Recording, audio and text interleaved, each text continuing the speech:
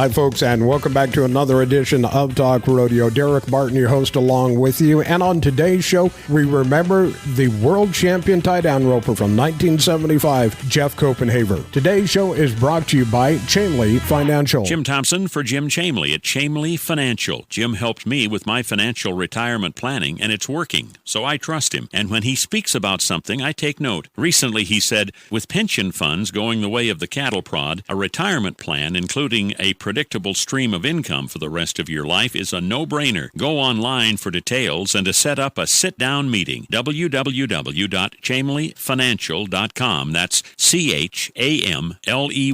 chamleyfinancial.com.